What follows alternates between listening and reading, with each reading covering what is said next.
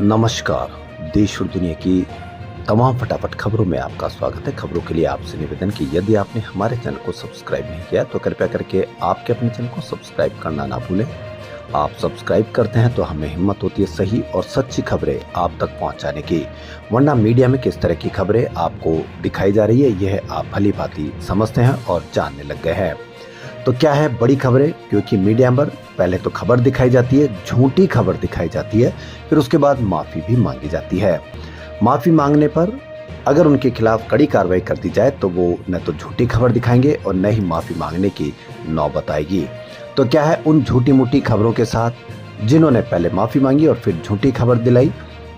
तो क्या है आज की ये सभी खबरें। आज पूर्व प्रधानमंत्री राजीव गांधी की आज 34वीं पुण्यतिथि है। इस मौके पर कांग्रेस नेता राहुल गांधी और पार्टी अध्यक्ष मल्लिकार्जुन खड़गे दिल्ली के वीर भूमि पहुंचे और उन्हें श्रद्धांजलि दी। जी हां, पूरा देश आज राजीव गांधी को याद कर रहा है, क्योंकि उनके साथ जो हुआ वह एक बहुत बुरा दुखद सपना था। क्योंकि राजीव गांधी कंप्यूटर क्रांति के जनक, मोबाइल के जनक, संचार क्रांति के जनक और उन युवाओं के लिए बहुत बड़ी सौगात लेकर आए जो उस समय 18 वर्ष के होने जा रहे थे। जी हां, राजीव गांधी ने सभी के लिए 18 वर्ष आयु उम्र वोट देने के अधिकार के रूप में दी, जो उस समय युवा थे और जिनको पहली बार सरकार चुनना था। जी हां, बहुत बड़ी यह एक सौगात लेकर आए थे राजीव गांधी युवाओं के लिए।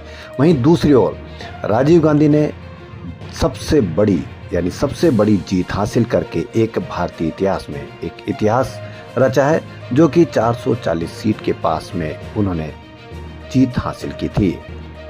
वहीं शांति समझौते करवाना, टीकाकरण प्रोग्राम शुरू करना और सबको साथ लेकर चलने वाली नई शिक्षा नीति लाना भी शामिल है। जी हां, अपने कार्यकाल में राजीव गांधी ने बहुत बड़ा योगदान दिया है भारत की राजनीति पर।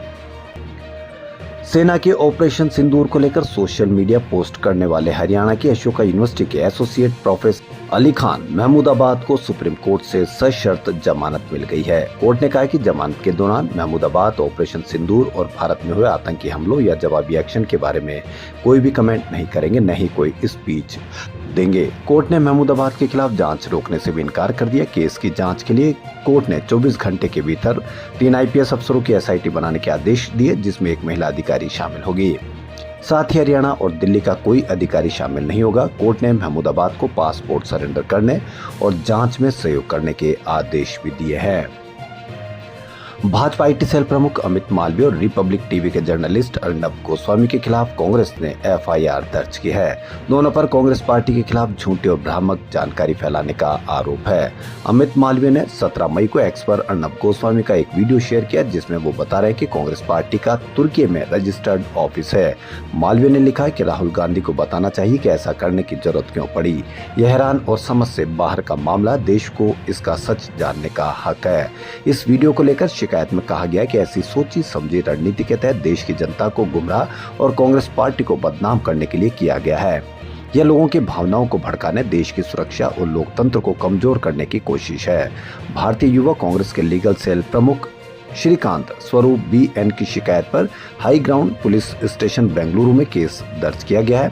बीएनएस की धारा 192 जानबूझकर दंगा भड़काने की मंशा से भड़काऊ जानकारी देना और धारा 352 जानबूझकर अपमान करके शांति भंग करना के तहत मामला दर्ज हुआ है। शिकायत में प्रेस काउंसिल ऑफ इंडिया, सूचना और प्रसारण मंत्रालय, सीबीआई और अन्य एजेंसियों से अपील की गई है कि इसे आपात स्थिति की तरह गंभीरता से लिया जाए। भारतीय लेखिका, वकील और एक्टिविस्ट बानू मुश्ताक ने अपनी किताब हार्ट लैम्प के लिए इंटरनेशनल बुकर प्राइज जीता है। हार्ट लैम्प कन्नड़ भाषा में लिखी पहली किताब है जिसे बुकर प्राइज मिला है। दीपा भष्टी ने इसे अंग्रेजी में ट्रांसलेट किया है। बुकर प्राइज के लिए हार्ट लैम्प को दुनिया भर की 6 किताबों में से चुना गया है। ये अवार्ड पाने वाला पहला लघु कथा संग्रह शॉर्ट स्टोरी कलेक्शन है। दीपा भष्टी इस किताब के लिए अवार्ड जीतने वाली पहली भारतीय ट्रांसलेटर है। बानू मुश्ताक और दीपा भष्टी ने मंगलवार को लंदन के टेट मॉडर्न में हुए कार्यक्रम में अवार्ड रिसीव किया। दोनों को 50,000 पाउंड यानी 52,95,000 रुपए की पुरस्कार राशि भी मिली है, जो लेखक और ट्रांसलेटर के बीच बराबर बराबर बांटी जाती है।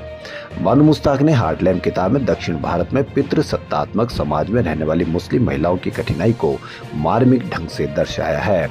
उन्होंने 1990 से 2023 के बीच 3 दशकों के दौरान ऐसी 50 कहानियां लिखी थी। दीपा भट्टी ने इनमें से 12 कहानियों को चुनकर ट्रांसलेट किया है। अखिल भारतीय कांग्रेस कमेटी के पूर्व सैनिक विभाग के राष्ट्रीय अध्यक्ष कर्नल रोहित चौधरी ने बुधवार को यानी आज प्रेस कॉन्फ्रेंस की। इस दौरान उन्होंने कहा कि कांग्रेस पार्टी सेना के सम्मान में 25 मई से देश भर में जय हिंद सभा करने जा रही है। इस दौरान सैनिकों को पूर्व सैनिकों के सम्मानित किया जाएगा। इसके साथ ही एनडीए सरकार के कुछ सवालों के जवाब भी मांगे जाएंगे। उन्होंने आगे कहा कि 22 अप्रैल को पहलगाम में हुए आतंकी हमले के बाद सभी विपक्षी दलों ने एकजुटता दिखाते हुए केंद्र सरकार का हर फैसले में समर्थन किया। हमने सरकार से कहा था कि हम आपके साथ हैं। आतंकियों के आका जहां कहीं भी बैठे हो और चाहे वे कोई भी हो, उन्हें सबक सिखाएंगे। कांग्रेस वर्किंग कमेटी की 3 बैठकें हुई और तीनों में फैसला हुआ कि सरकार जो भी कार्रवाई करेगी हम उसका समर्थन करेंगे और हमने वैसा भी किया। हमारे वीर सैनिकों ने आतंकियों के 9 ठिकानों को ही तबाह नहीं किया बल्कि सरहद पार से हुए हर हमले का मुंह तोड़ जवाब भी दिया। जम्मू कश्मीर से लेकर भुज तक हर हमले को नाकाम किया, लेकिन इसी बीच थर्ड पार्टी के जरिए सीज फायर हुआ। इसलिए विपक्ष होने के नाते हमारी भी जिम्मेदारी कि हम सरकार से इस मामले में सवाल पूछे कि ऐसा क्यों हुआ। पहलगाम आतंकी हमला सिक्योरिटी फेल्योर का नतीजा था, वह कैसे हुआ, जबकि उससे पहले 17 अप्रैल को प्रधानमंत्री नरेंद्र मोदी कश्मीर जाने वाले थे, लेकिन सुरक्षा एजेंसियों से मिले इनपुट के बाद उनका दौरा रद्द कर दिया गया था। अगर सुरक्षा एजेंसियों का आतंकी हमले होने जैसा कोई इनपुट था तो जमीन स्तर तक इसे क्यों नहीं पहुंचाया गया। भारतीय जनता पार्टी के विधायक मुनिरत्न और उनके सहयोगियों पर एक 40 वर्षीय महिला ने गैंग रेप, यौन उत्पीड़न और जानलेवा वायरस का इंजेक्शन देने का गंभीर आरोप लगाया है। इस मामले में बेंगलुरु के आरएमसी यार्ड पुलिस स्टेशन में मंगलवार को एफआईआर दर्ज की गई। शिकायतकर्ता ने बताया कि यह घटना उनके साथ 11 जून 2023 को मुनिरत्न के मेथीकरे कार्यालय में हुई थी। एफआईआर के अनुसार मुनिरत्न के सहयोगी ने पहले महिला को जबरदस्ती कार से अगवा किया, उसके बाद कार्यालय ले गए जहां विधायक और उसके अन्य सहयोगी ने उसके साथ दरिंदगी को अंजाम दिया। महिला ने बताया कि मुनिरत्न ने उसे धमकी दी कि अगर उसने विरोध किया तो उसके बेटे को जान से मार दिया जाएगा। एफआईआर में लिखा है कि विधायक ने अपने सहयोगियों को महिला के साथ बलात्कार करने के लिए कहा था। महिला ने यह भी आरोप लगाया कि मुनिरत्न ने उसके चेहरे पर पेशाब किया। इस दौरान कार्यालय में एक अनजान आदमी आया जिसने मुनिरत्न को एक सफेद डब्बा दिया जिसमें से मुनिरत्न ने एक सिरिंज निकालकर उसे इंजेक्शन लगाया। एफआईआर के अनुसार विधायक ने महिला और उसके परिवार को खत्म करने की धमकी दी थी, जिसके डर से वह अब तक चुप रही। तो बड़ी खबर, लेकिन कहीं कोई चर्चा नहीं देखेंगे। तो खबरों में फिलहाल इतना ही। यदि आपको हमारा चैनल पसंद आए तो लाइक, सब्सक्राइब और शेयर अवश्य करें। धन्यवाद।